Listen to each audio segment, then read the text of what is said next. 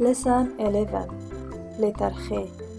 A few words with this letter and some simple example. درس 11. حرف خ با چند مثال. استفاده آن در لغت و جمله های ساده.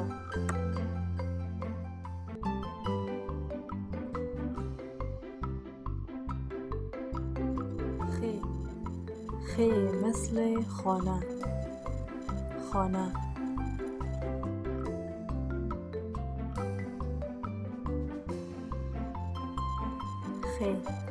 خ مثل خربوزه. خ ری بی واو زی ه.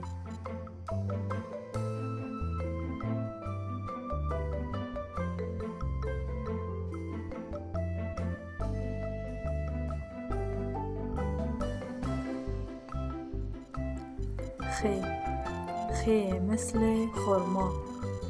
خرما.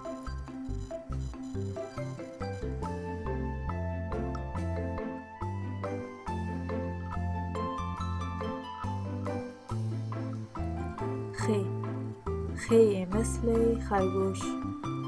خرگوش.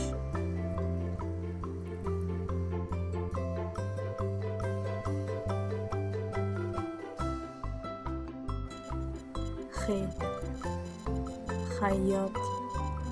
خیاط.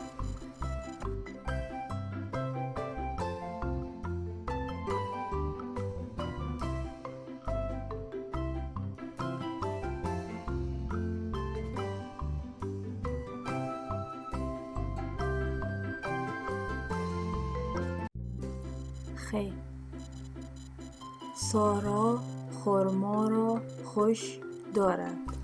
سارا خرما را خوش دارد. خیاط. خ یا الف توی. خیاط. This is the spelling of خیاط.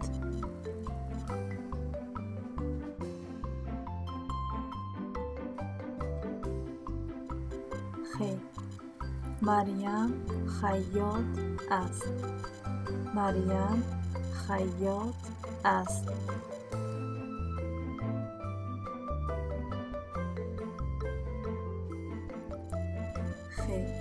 خ مثل خط.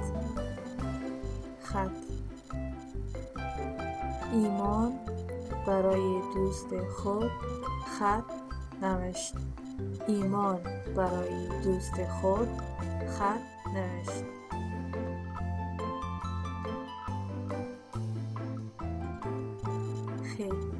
خ مثل خربوزه. خربوزه شیرین است. خربوزه شیرین است.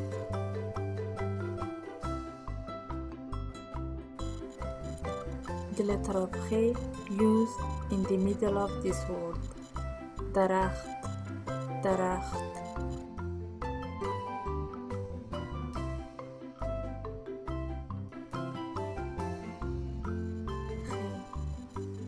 درخت شاخه دارد.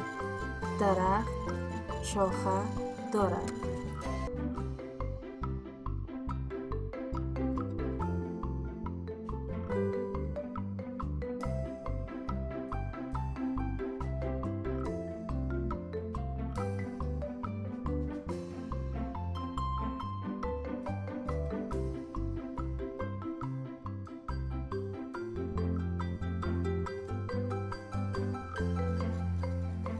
Match the words with pictures.